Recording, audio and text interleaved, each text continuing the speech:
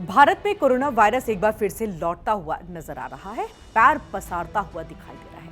केंद्रीय स्वास्थ्य मंत्रालय की तरफ से जारी आंकड़ों के अनुसार देश में फिलहाल 5,364 एक्टिव केस हैं। बीते 24 घंटों की बात करें तो 764 नए मामले सामने आ चुके हैं और 4 लोगों की मौत की अभी तक जानकारी जो है वो मिली है, जिनमें से अगर हम बात करें 2 केरल के हैं, एक पंजाब और एक कर्नाटक से है।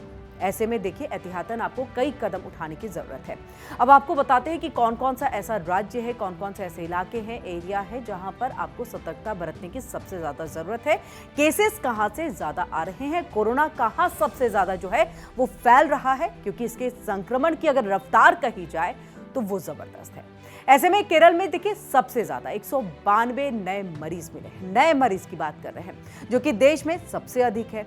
इसके बाद गुजरात में नए केसेस जो सामने आए हैं वो 107 है। पश्चिम बंगाल में 58 के करीब नए केसेस है। दिल्ली में 30 नए केसेस मिले हैं। देखिए हम नए केसेस की बात कर रहे हैं, कुल केसेस की बात नहीं कर रहे हैं। और ऐसे में नए केसेस की अगर सबको जोड़ा जाए तो 498 केस सामने आ चुके हैं, जो कि चिंता का विषय है। ये चिंता और ज्यादा बढ़ गई है। महाराष्ट्र ने देखिए जो शुक्रवार तक है वो केसेस जो दर्ज किए, तकरीबन 114 के करीब नए केसेस दर्ज किए यहाँ पर। और जनवरी से लेकर के अब तक अगर कुल संक्रमितों की बात करें, क्योंकि जनवरी ही इसके शुरुआत का जो महीना था वो रहा है, ऐसे में कुल केसेस जो है वो 1276 रहे। पुणे में सबसे ज्यादा है, यानी देखिए पूरे महाराष्ट्र की बात करें तो 1276, केवल पुणे की बात करें तो 44 और मुंबई में 37 केस यहां पर मिले हैं। मीरा भाईंदर की बात करें और पनवेल की भी बात करें तो यहां पर देखिए 7 मरीज जो है वो अब तक सामने आ चुके हैं। महाराष्ट्र में एक और मरीज की जो है मौत की पुष्टि हो गई है, जो कि डराने वाली है, जिससे राज्य में अब तक कुल मौतों की संख्या 18 पहुंच गई है। तो सोचिए केवल महाराष्ट्र का ये आंकड़ा है।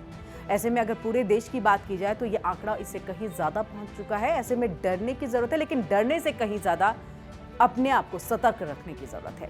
देश भर में देखिए कोरोना की स्थिति को जानने के लिए कौन कौन सी बातें हैं जो जानना बेहद जरूरी है। तो 10 ऐसी बातें जो बहुत जरूरी है, जो आप जाने, हम सबको जानने की आवश्यकता है। खासतौर से सबसे पहले हम पश्चिम बंगाल का रुख करेंगे, क्योंकि देखिए केसेस जहां बढ़ रहे हैं, ठीक होने वालों की संख्या भी नहीं है, वो भी यहाँ पर जो है बढ़ी है, लेकिन मरने वालों की संख्या भी बढ़ती चली जा रही है और संक्रमण का जो फैलाव है, जो तेजी है, जो रफ्तार है, वो बहुत ज्यादा है। पश्चिम बंगाल में 58 नए मरीज, 91 ठीक हुए मरीज सामने आ चुके हैं। राज्य में एक्टिव केस 596 है और मौतों की संख्या 1 बनी हुई है। यहाँ दिल्ली में 30 नए केस हैं। एक्टिव केस की बात कर ले 592 है। गुरुवार के बाद से अब तक कोई मौत नहीं हुई, राहत वाली बात है, लेकिन सतर्क रहने की जरूरत है। छत्तीसगढ़ में हाल ही में हुई स्क्रीनिंग में 50 लोग जो है कोरोना जब टेस्ट हुआ तो पॉजिटिव पाए गए। राज्य में एक नए वेरिएंट के बाद 1183 लोगों की जांच की गई थी। वहीं देखिए हरियाणा में बात कर ले तो शुक्रवार तक जो आंकड़ा रहा वो 31 नए मामलों का रहा, जिनमें सबसे ज्यादा गुरुग्राम 9 के साथ, फरीदाबाद 11 मरीजों के साथ पुष्टि यहां पर हुई है। और ऐसे में राज्य में अगर कुल एक्टिव केसेस की बात करें तो 97 के करीब है। केंद्र सरकार ने सभी अस्पतालों में जो है वो मॉक ड्रिल करवाई ताकि तैयारियों का जायजा लिया जा सके। और देखिए केंद्र तो अपना काम यहां पर कर रही है, लेकिन आपको और हमको भी सतर्क रहने की जरूरत है। अब देखिए जो सेकेंड वेव में कमियां नजर आई थी, जैसे कि ऑक्सीजन, वेंटिलेटर, बेड, दवाइयां, ये सब कमियां देखी गई थी। उन सब कमियों को दुरुस्त किया जा रहा है जिस तरह से ये रफ्तार आगे बढ़ रही है। ऐसे में ऑक्सीजन को सबसे पहले लेकर के जो है उस पर समीक्षा बैठक हुई, वेंटिलेटर को लेकर के समीक्षा बैठक हुई, जरूरी दवाइयों की उपलब्धता सुनिश्चित हो, ये हर राज्य को संदेश और निर्देश दिया गया है।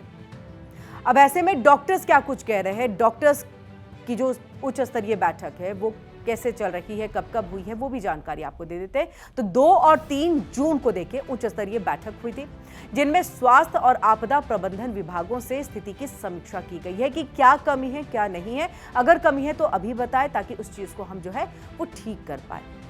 ऐसे में ये कोरोना को लेकर के पूरी तैयारी है। अब चलिए इनके लक्षणों की हम बात कर लेते हैं। तो लक्षणों में 2 लक्षण यानी कि 2 सिम्टम्स जो है बहुत अहम होते हैं। पहला ILI यानी कि इन्फ्लुएंजा जैसे जो लक्षण है वो दिखाई दे तो आपको तुरंत जो है आइसोलेशन में चले जाना है, कोविड टेस्ट कराना है, ये तमाम चीजें करनी है। और SARI जो गंभीर सांस लेने वाले जो संक्रमण होते हैं, यानी कि सांस लेने में अगर दिक्कत होती है तो उस पर खास तौर से यहाँ पर नजर जो है वो बनी हुई है, क्योंकि कोरोना के सिम्टम्स को आप हम सब जानते हैं। तो अब ऐसे में अगर ये 2 लक्षण खास तौर से आपको दिख रहे हैं आपके शरीर में, तो आप कोविड का टेस्ट कराएं, आइसोलेशन में जाए, ताकि आप अपने आप के साथ साथ अपनों को भी सुरक्षित रख सकें। अब ऐसे में SARI मरीजों का जो टेस्ट हुआ और साथ ही 5% जो ILI मरीजों का सैंपल जांच के लिए जो है वो भेजा जा रहा है, यानी इन दोनों पर पैनी नजर है स्वास्थ्य विभाग की। इन सब के बीच में देखिए WHO यानी कि वर्ल्ड हेल्थ ऑर्गेनाइजेशन मई 2023 इन्होंने कोविड-19 को एक वैश्विक स्वास्थ्य आपातकाल की श्रेणी से हटा दिया गया था।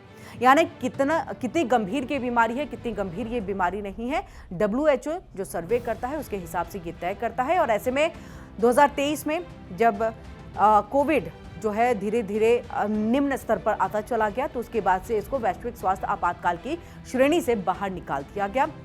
लेकिन ऐसा नहीं है, क्योंकि लगातार देखिए ये वेरिएंट अपने बदल रहा है। ऐसे में विशेषज्ञ ये कहते हैं कि वायरस अब एंडेमिक यानी कि स्थायी रूप से मौजूद है, अब हमें इसी के साथ जीना है, तो इसे हम वैश्विक स्वास्थ्य आपातकाल की श्रेणी से नहीं हटा सकते हैं। ये बात WHO को थोड़ी सोचने और समझने की जरूरत है, अन्यथा आपको और हमको तो इस बात को जरूर रखना है कि अब ये कोविड हमारे साथ है, हमें इसके साथ जीना है और सुरक्षा के साथ जीना है। पूरी तरह से साफ सफाई रखनी है। अगर आप कोविड की संख्या बढ़ते हुए देख रहे हैं, भीड़ भाड़ वाले इलाकों में कब जाना है और कम से कम यहाँ पर आप जाएं, ये तमाम सतर्कता जो है और खास तौर से मास्क का इस्तेमाल जरूर करें। तो विशेषज्ञ ये कहते हैं कि अब स्थायी रूप से ये मौजूद है, ऐसे में आपको सतर्क रहने की आवश्यकता है।